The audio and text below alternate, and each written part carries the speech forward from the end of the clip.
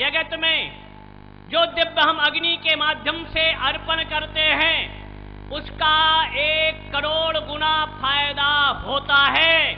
जो लोग कहते हैं यज्ञ में आहुति देने से फायदा नहीं, ये उनकी अज्ञानता, हठ धर्मिता का परिचायक है। अगर साइंस की दृष्टि से हम ले लें, भौतिक के वैज्ञानिकों की दृष्टि से ले लें और आधुनिकता की दृष्टि से ले लें, जो लोग कहते हैं यज्ञ की सामग्री को स्वाहाकार ना किया जाए, उसको जनता में विभाजित कर दिया जाए।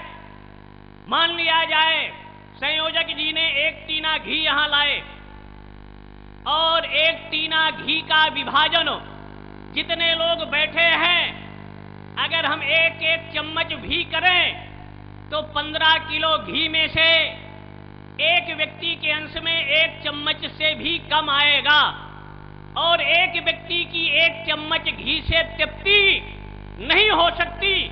लेकिन जो अगर 1 चम्मच घी अग्नि में दिया जाता है तो वेद ये कहता है, ऋग्वेद, यजुर्वेद, सामवेद, अथर्ववेद, 1131 शाखाएं वेदों की दुनिया में डिम डिम घोष करती है कि जहां यज्ञ की आहुति पड़ती है 100 किलोमीटर के क्षेत्र का वातावरण शुद्ध, पवित्र और निर्मल होता है। ये पिटकल करके देखा जा सकता है। इसलिए वेदों का काल, वेदों का आधार यज्ञ है। और यज्ञ त्रेता में जब भगवान विश्वामित्र ने यज्ञ कार्य प्रारंभ किया तो 2 तरह की शक्तियां थी भारत में, एक धार्मिक शक्तियां, एक अधार्मिक शक्तियां, एक सृजनात्मक शक्तियां और एक विध्वंसक शक्तियां, एक मानवता के रक्षण की शक्तियां, एक मानवता को नष्ट करने की शक्तियां। और मानवता विरोधी शक्तियों का केंद्र बिंदु तत्कालीन लंका था और मानवता विरोधी शक्तियों का केंद्र बिंदु लंका था और भारत मानवता की संस्कृति का संरक्षक, संवर्धक और पूरी दुनिया का चिंतन करने वाला राष्ट्र। गाधि तनय मन चिंता व्यापी, हरि बिन मरहिन निश्चर पापी। निशाचरों की औलाद विश्वामित्र अगर यज्ञ करते थे तो उन्होंने 2-2 चीफ मिनिस्टर नियुक्त कर रखा था। भारत की संस्कृति थी यस्तु नारिस्त्य पूजन्ते रमन्ते तत्र देवता। भारत में नारियों पर हथियार नहीं उठाया जाता था। इसी को ध्यान में रखकर रावण ने पूर्वांचल की चीफ मिनिस्टर ताड़का को नियुक्त कर रखा था। और इस महाराष्ट्र बालाघाट के बॉर्डर से 30 किलोमीटर दूर महाराष्ट्र की भूमि है जहां नासिक में शूर्पणखा थी और उसके 2 सचिव थे, प्रमुख सचिव और गृह सचिव। एक थे खरदूषण और एक थे मरीसबाहु। रावण सफल नहीं हुआ, लेकिन अपनी इन 2 महिलाओं को आधार लेकर भारत की अस्मिता, एकता, अखंडता, समृद्धि को नष्ट करने के लिए और आज भी शूर्पणखा का वध या ताड़का, मरीसबाहु का वध भगवान राम ने 1,81,56,000 वर्ष पूर्व किया था। लेकिन आज उनकी कुछ मानसिक औलादें इस जिले में भी 4, 6, 10 की संख्या में हैं जो इस यज्ञ का विरोध करते हैं। ऐसे यज्ञ विरोधी उन रावण की औलादों से सावधान और सजग रहने की आवश्यकता है। ऐसे लोगों को हम खुला आमंत्रण देते हैं, चैलेंज देते हैं और चुनौती देते हैं कि अगर भारत में रहना है तो भारतीय संस्कृति को आत्मसात करना होगा, भारत के साथ रहना होगा या भारत के विरोधियों के साथ आपको रहना है। ये विचार करने की आवश्यकता है। और ऐसी विषम परिस्थितियों में संत चिंता नहीं करता। विश्वामित्र हृदय मन चिंता व्यापी नहीं लिखा कलिपावना अवतार गोस्वामी तुलसीदास ने, उन्होंने लिखा गाधि तनय मन चिंता व्यापी। तो गाधि तनय सत्ता में थे, तो सत्ता का काम है चिंता और संतों का काम है राष्ट्र का चिंतन। और चिंतन से, उपासना से, आराधना से पूरी दुनिया को दिशा दशा गति देने के लिए ये कार्यक्रम आयोजित किया गया है। यज्ञ की दो विधाएं, व्यष्टि और समष्टि। तो व्यक्ति के जीवन में 5 तरह का पाप नित्य प्राय होता है और उस पाप का आधार, जब पृथ्वी में चलते हो तो कीड़े मरते हैं, गेहूं के संस्कार धान के ओखली में होते हैं तो वहां भी कीड़े मरते हैं, लकड़ी में भोजन बनता है तो वहां भी कुछ जीवों की हिंसा, जब झाड़ू लगाते हो वहां भी जीवों की हिंसा, जहां जलपात्र रहता है घट वगैरह वहां भी जीवों की हिंसा। ऐसे 5 तरह के पाप मानव के जीवन में नित्य होता था। उन पापों से छुटकारा दिलाने के लिए हर परिवारों में प्राय पंचाहुति हर घरों में होती थी। प्राणाय स्वाहा, पानाय व्यानाय, उदानाय समानाय स्वाहा। हर माताएं भोजन बनाने के बाद अपने घरों में आहुति देती थी। लेकिन आज साइंस विज्ञान का युग है, लकड़ी का चूल्हा प्राय ना के बराबर रहा, गैस का चूल्हा आ गया। माताएं अगर गैस में आहुति दें तो चूल्हे के छिद्र अवरुद्ध हो जाएंगे, भोजन निर्माण नहीं हो सकता। इसलिए आचार्य कौशिक ने निर्णय लिया, इस सामूहिक रुद्र पार्थिव लिंग के निर्माण का संकल्प, क्योंकि ये सामूहिक व्यष्टि पूरी दुनिया के कल्याण का आधार अवलंबन होता है यज्ञ। और यज्ञ से लाभ, जिस समय त्रेता में विश्व दशरथ ने चिंता व्याप्ति है और चिंता का आधार पहले राजतंत्र था, और राजतंत्र में अगर संतान ना हो तो आगे की वंश वृद्धि कैसे चलेगी।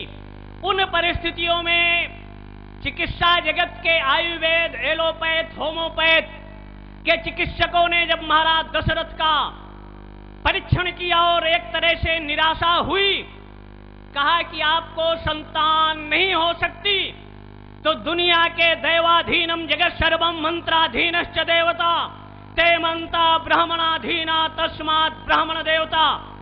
देवताओं के अधीन पूरी दुनिया है, लेकिन देवता किसी के अधीन तो मंत्रों के अधीन है देवता। और मंत्र अगर दुनिया में किसी के अधीन तो भारत के ऋषि ब्राह्मणों और संतों के अधीन, भारत की मनीषा के अधीन। और ऐसी परिस्थिति में मंत्र शक्ति का उपयोग तत्कालीन शृंगी ऋषि के माध्यम से होता है। एक नहीं 4 पुत्र प्राप्त होते हैं। इसलिए वेदों ने कहा कलयुग का साक्षात कल्प वृक्ष है यज्ञ, जो विधि के साथ आहुति दी जाए, विधि के साथ यज्ञ हो। स्वर्ग कामो यजेत, अगर आपको स्वर्ग की कामना है, स्वर्ग प्राप्ति हो, तो यज्ञ व्यक्ति को अपने जीवन में करना चाहिए। केवल यज्ञ मंडप में आहुति देने का नाम यज्ञ नहीं, सर्वम यज्ञमयम जगत। यज्ञ बड़ा विशाल विराट बृहद है।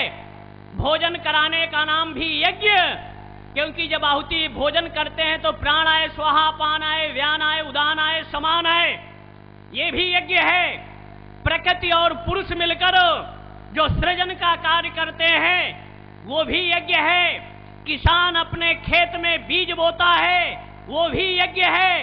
और भारत की अस्मिता, एकता, अखंडता को ध्यान में रखकर जो इस देश के शूरवीर, 3 सजावत देश को सती संत और सूर्य, 3 बिगाड़त देश को कायर कपटी कूर, जो भारत के शूरवीरों ने भारत की मातृभूमि को यज्ञ भूमि मानकर अपने प्राणों का उत्सर्ग किया।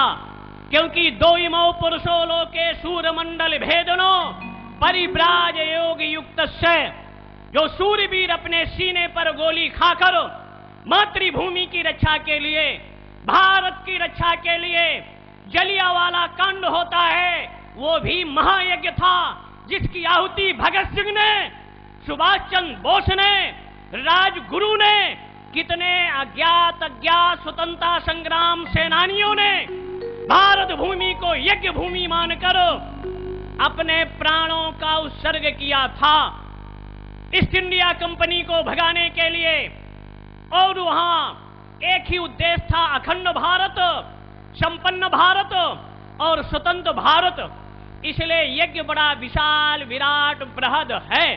और ऐसी परिस्थितियों में ये रुद्र महायज्ञ, अगर हम रुद्र पर चर्चा करें तो भागवत महापुराण के आधार पर शीं स्वप्ने धातु से शिव शब्द की निष्पत्ति होती है। शिव का मतलब होता है कल्याण। शिवम चतुर्थम अद्वैतम मन्यते, मतलब शंकर जी का जो परिवार सभी विरोधी है। अगर शिव को ले लें या शक्ति को, तो शिव का वाहन है नंदी और शक्ति का वाहन है सिंह, दोनों विरोधी तत्व। पुत्र का वाहन अगर गजानन और खड़ानन, गजानन का वाहन है मूषक और एक का वाहन है मयूर, एक दूसरे का आहार। भोलेनाथ का भूषण है सर्प और सर्प का भोजन है चूहा और मयूर का आहार है सर्प।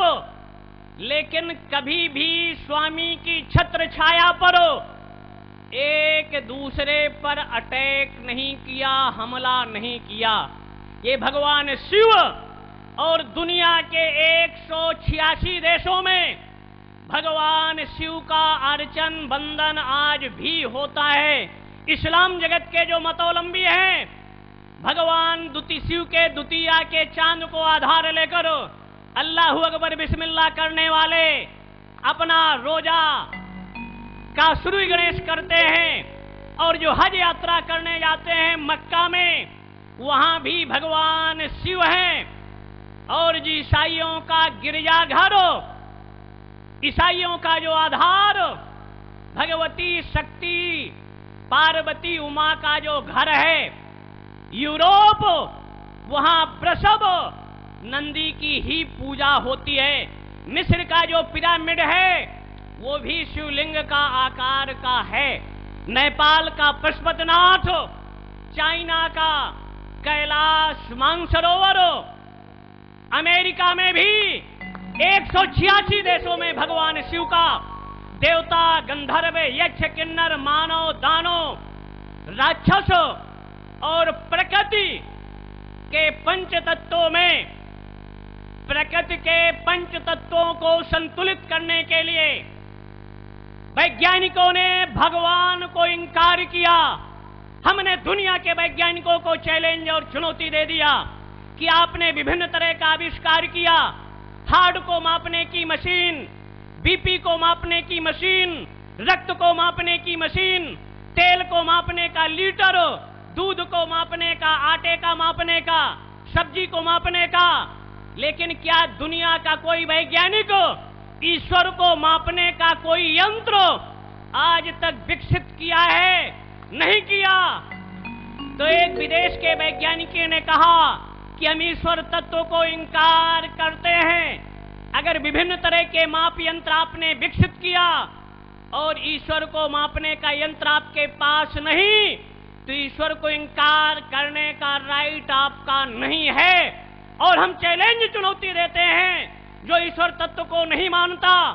अगर आपकी माई का लाल ने दूध पिलाया है भारत की कहीं भी आकर, हम विचार विनिमय करने के लिए आपसे तैयार हैं। आप सिद्ध कर दीजिए या हम सिद्ध करेंगे। अणो एणीयान महतो महीयान तिलेषु तैलम दधनी सर्पिरापः ट्विंकल ट्विंकल लिटिल स्टार। आकाश में तारे टिमटिमाते रहते हैं, गिर नहीं पड़ते, उनका कोई ना कोई नियंत्रक है। भौतिकवादी और वैज्ञानिकों ने कहा 2012 में दुनिया का विनाश हो जाएगा, ग्लेशियर घट रहा है। लेकिन प्रकृति ने, परमात्मा ने इतनी बर्फबाजी किया कि 40 फुट की ग्लेशियर पूरे दुनिया में पुनः हो गई। इसलिए दुनिया के मुख पर तमाचा है, प्रकृति का विनाश होने वाला नहीं है, क्योंकि कलयुग की आयु 4,32,000 वर्ष है। और अभी जो संकल्प करते हैं अष्टाविंशतमे कलयुगे कलि प्रथम चरणे, अभी कलयुग का पहला चरण है। लेकिन मीडिया के कुछ, मीडिया 70% सकारात्मक है, लेकिन कुछ 30% नकारात्मक मीडिया के लोग हैं जो भ्रम और भ्रांति फैला करो। अभी 1 जनवरी को मीडिया से और कुछ दूर संचार कंपनियों से मैसेज गया कि जो रात में सोता रहेगा 1 जनवरी को पत्थर बन जाएगा या भूकंप आएगा, मकान गिर जाएगा। ऐसे भ्रम भ्रांति फैलाने वालों से भी सावधान और सजग रहने की आवश्यकता है। पूरी दुनिया का विनाश होने वाला नहीं, ये भारत का मध्य प्रदेश है, और मध्य प्रदेश का मतलब होता है मध्य हृदय। अगर किसी का हाथ फ्रैक्चर हो गया तो डॉक्टर के यहां जाओगे, कान में विकार हो गया, नेत्र में विकार हो गया, हाथ में विकार, पैर में, तो रोगी को डॉक्टर के यहां ले जाओगे। लेकिन अगर हार्ट का रोगी है तो डॉक्टर को रोगी के पास आना पड़ता है। पूरी दुनिया का हृदय है ये भारत का, पूरी दुनिया का हृदय है मध्य प्रदेश। इसीलिए परमात्मा भारत में अवतार लेता है और जगह वो अपने दूतों को भेजता है। कहीं यीशु को भेजेगा, कहीं मोहम्मद को भेजेगा। लेकिन भारत में जब जब धर्म का उन्मूलन होगा, अधार्मिक प्रवृत्तियां बढ़ेंगी, तो यदा यदा ही धर्मस्य ग्लानिर्भवति भारत अभ्युत्थानम धर्मस्य तदात्मानं सृजाम्यहम् परित्राणाय साधूनां विनाशाय च दुष्कृताम् धर्म संस्थापनार्थाय संभवामि युगे युगे। वो भारत में ही परमात्मा अवतार लेता है। जब जब होई धर्म की हानि, बाढ़ असुर अधम अभिमानी, तब तब धरि प्रभु विविध शरीरा, हरहि कृपा निज सज्जन पीरा। वो अमेरिका में अवतार नहीं लेगा, रूस में नहीं लेगा, चाइना में नहीं लेगा। जब भी उसको अवतार लेना होगा तो भारत में अवतार उसने पहले भी लिया था, आज भी और कालांतर में भी भारत में अवतार लेकर। भारत अस्त्र शस्त्रों के बल पर नहीं, भारत ज्ञान के बल पर दुनिया का गुरु आज भी है, भविष्य में भी रहेगा।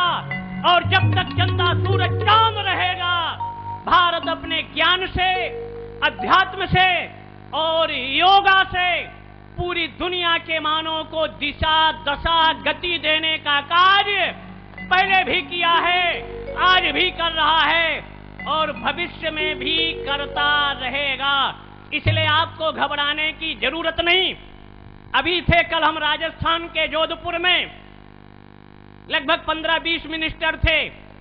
तो राजस्थान की भूमि पर एक जीव होता है, उसको मिनिस्टर कहते हैं। बंगाल की भूमि पर उसको बैशाख नंदन, और उड़ीसा की भूमि पर उसको शंखध्वनि, और यूपी की भूमि पर उसको खर कहते हैं। तो एक बार 475 गधों ने मीटिंग किया और मीटिंग में प्रस्ताव पारित किया कि सनातन धर्म रूपी दूर्वा को हम खा जाएंगे, समाप्त कर देंगे। तो बैसाख के महीने में जब गधे घास को खाते हैं तो पीछे उनको रेगिस्तान की हरियाली दिखाई पड़ती है, लेकिन जब आषाढ़ का महीना आता है तो सनातन धर्म रूपी दूर्वा ज्यों की त्यों हरी और भरी हो जाती है। तो सेकुलरिज्म का, छद्म धर्मनिरपेक्षता का राग अलापने वाले लोग कि हम सनातन हिंदू संस्कृति को 21वीं सदी में समाप्त कर देंगे, जो रावण नहीं कर पाया, कंस नहीं कर पाया, गौरी और गजनी की तलवारें तोपें नहीं कर पाई, ईस्ट इंडिया कंपनी जिस सनातन धर्म को नहीं मिटा पाया, तो धर्मनिरपेक्षता की बात करने वाले लोग भी सनातन संस्कृति को नहीं मिटा सकते, क्योंकि सनातन का संरक्षक, संवर्धक आपका परमात्मा है, लेकिन भारत सरकार देशद्रोहियों का खुलेआम संरक्षण संवर्धन कर रही है। दिल्ली के बटाला कांड में भारत सरकार ने मोहन करमचंद शर्मा को वीर चक्र से नवाजा गया। उसके मरने पर कानून मंत्री कपिल सिब्बल मांग करते हैं कि इनकी IBLIU ATS से स्पेशल जांच कराई जाए। कानून मंत्री जब एक पार्टी के अध्यक्ष के यहां जाते हैं और चित्र दिखाते हैं कि आतंकवादियों के मरने पर एक पार्टी की विशेष मुखिया आंसू बहाती है और रोती है, आतंकवादी के मरने पर ये देशभक्ति है कि देशद्रोह है, विचार करिए, चिंतन करिए, मंथन करिए।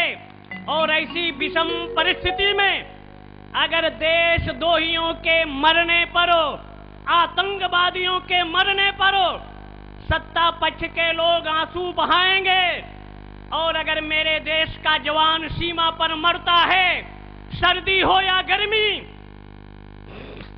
वो अपने प्राणों को हथेली में लेकर, लेकिन भारत की अस्मिता, भारत के मान सम्मान और एकता के विरुद्ध कार्य नहीं करता।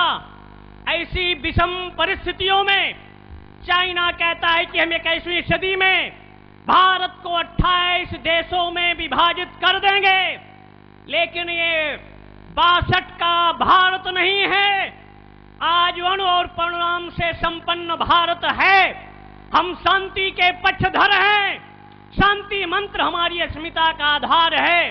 धौः शांति अंतरिक्ष शांति, वनस्पतया शांति, विश्वे देवा शांति, ब्रह्म शांति का उद्घोष हम करते हैं। लेकिन अगर कोई हमारी शांति को कमजोरी समझेगा तो हम कांच की चूड़ियां नहीं पहने हैं, धरा धसेगी, गगन फटेगा, भारत विरोधी शक्तियां लगे थर्राने। आज भी अगर हमारी जल सेना, थल सेना, वायु सेना को विशेषाधिकार मिलना चाहिए। अगर कोई देशद्रोही भारत की सीमाओं को अतिक्रमित करता है, लेकिन आज मेरे देश की जनता सुरक्षित नहीं है। सत्ता में रहने वाले लोग आतंकवादियों के शिकार मेरे देश की बेगुनाह बेकसूर जनता हो रही है। लेकिन आतंकवादी न्यायपालिका के दंड पाने के बावजूद आतंकवादियों को जेल में रखकर दामाद का जैसे स्वागत महाराष्ट्र और दिल्ली की गवर्नमेंट कर रही है, इससे बड़ा इस देश का दुर्भाग्य और क्या हो सकता है। इसी विषम परिस्थिति में भगवान राम की ने प्रतिज्ञा लिया था। उन्होंने लोकसभा, राज्यसभा या विधानसभा में प्रतिज्ञा नहीं किया। जब भगवान अयोध्या से चलते हैं, विश्वामित्र महर्षि अत्रि ने मध्य प्रदेश की भूमि पर राम को समझाया तो राम ने भुजा उठाकर प्रतिज्ञा किया था, भुज उठाए पन कीन निश्चरहीन करहूं मैं। तो आज इस रुद्र महायज्ञ राम कथा के माध्यम से भारत के हित में एक हाथ में माला तो एक हाथ में भाला आपको अवश्य रखना पड़ेगा। हम किसी को प्रताड़ित करने के लिए नहीं, किसी को दंडित करने के लिए नहीं, लेकिन हमारी आस्था के केंद्रों पर अगर कोई हमला करेगा, हमारे श्रद्धा के केंद्रों पर कोई अस्मिता को खंडित करेगा और हमारी साधना के केंद्रों को कोई शिकार बनाएगा, तो पैपानम भुजंगानाम केवलम विश्ववर्धनम। हम नाग पंचमी के पावन अवसर पर नागों को भी दूध पिलाते हैं, लेकिन नाग अगर अपनी सीमा का अतिक्रमण करता है तो हम जन्मेजय वन यज्ञ के माध्यम से ऐसे कालिया नाग की आहुति भी देते हैं। ये भी आपका इतिहास था।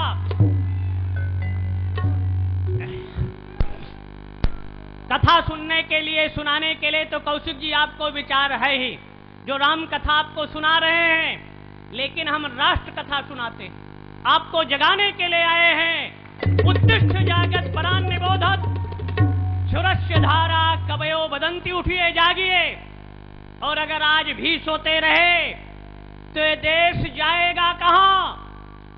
आचार्य शंकर ने जगाया पद यात्रा करते हुए पूरे देश को, लेकिन इस मध्य प्रदेश की भूमि पर एक दैत्य गुरु है। दैत्य गुरु शुक्राचार्य था कभी, जो असुरों को बल देता था, और एक गुरु थे बृहस्पति, जो सनातन संस्कृति मानवता के लिए कार्य करते थे। असुर संस्कृति को बल देने के लिए दैत्य गुरु ने मृत संजीवनी जैसे विद्यालय करो, और उन्हीं का एक चेला है इसी प्रदेश का, जो आतंकवादियों का एजेंट है, उनका दलाल है, आतंकवादियों के लिए कार्य करता है। इसलिए सावधान और सजग रहने की जरूरत है। इस राम कथा के माध्यम से, इस पार्थिव शिवलिंग निर्माण के माध्यम से, रुद्र यज्ञ के माध्यम से अगर अपने जीवन में एक बार महादेव कहोगे तो भागवत कहती है एक अभ्याम भवेत मुक्ति द्वाभ्याम ऋणी भवेत। अगर एक बार महादेव कहा तो आपकी मुक्ति हो जाती है, और अगर दोबारा कहते हो तो भोलेनाथ आपके ऋणी हो जाते हैं। और अगर तिबारा अपने जीवन में महादेव कहते हो तो जिम बालक राखे महतारी, जन्म देने वाली मां जैसे अपने शिशु का ध्यान रखती है, वैसे भोलेनाथ अहरनिश अपने भक्त का ध्यान रखते हैं। इसलिए ऐसे 3 लोक बस्ती में बसा करो, आप बसे वीराने में, धन धन भोलेनाथ सदाशिव, कौड़ी नहीं खजाने में, कौड़ी खजाने में नहीं। लेकिन अगर कोई मांगने गया तो जो मांगा उसके लिए दे दिए। इसलिए अपने भक्तों के लिए भोले और दुष्टों के लिए भाले हैं, जो त्रिशूल लेकर दुष्टों का दमन भी करते हैं और भक्तों को वरदान देकर इच्छित फल बिन शिव आराधे। मानव चाहता है कि मेरी इच्छाओं की पूर्ति हो, कामनाओं की सिद्धि हो, तो भगवान शिव का अर्चन बंदन करना चाहिए। भोलेनाथ का दरबार अहरनिश खुला हुआ है। भोलेनाथ खाते क्या है? मान सहित विष खाई करो, शंभु भय जगदीश, अब बिना मान अमृत पिए, राहु कटाए शीश। इसलिए भोलेनाथ की उपासना, जो व्यक्ति के जीवन में आज भय, भूख और भ्रष्टाचार, समाज में विष घोला जा रहा है, कहीं भ्रष्टाचार का विष, लेकिन आज भारत में न्याय नहीं रहा। राजतंत्र में 1 हफ्ता के अंदर न्याय मिल जाता था, लेकिन आज राम को भी इस भारत भूमि पर राम कथा हो रही है, राम के चरित्र का वर्णन हो रहा है, लेकिन आज राम के जन्मस्थली को लेकर 60 वर्ष हो जाता है न्यायपालिका में। आईपीसी, सीपीसी, आईपीसी कहती है छागा का निस्तारण 6 मंथ के अंदर होना चाहिए, लेकिन राम का जन्म क्या अयोध्या में हुआ? सरकार ने कहा